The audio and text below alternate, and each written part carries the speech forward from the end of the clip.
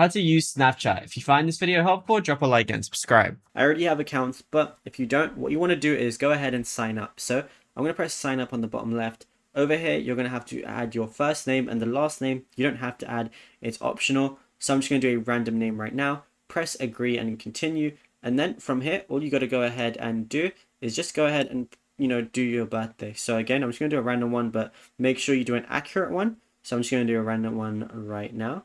Then you have to change your username. So all you got to do is just make a username. Now try and make it really unique because your username that you choose might not be available. So if I did something really generic like Ant or something, it says it's going to check it and now it says Ant is not available. So you got to do like either one of the suggested ones or make it a bit more complicated and a bit more unique, and then it should work.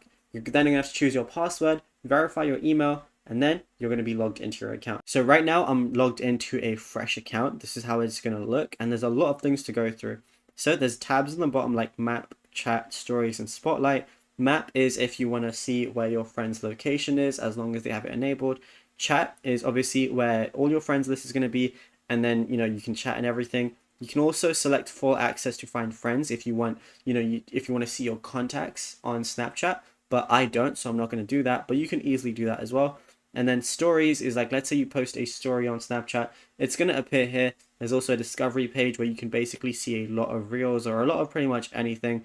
So you can go here and find whatever you want. And spotlight as well, which is kind of like TikTok. So yeah, there's basically a lot you can do. On the top left, you're going to see that profile icon right there. And then you're going to basically be able to do a lot from here. So on the top, you can add a profile picture if you want to. So I can select something like that.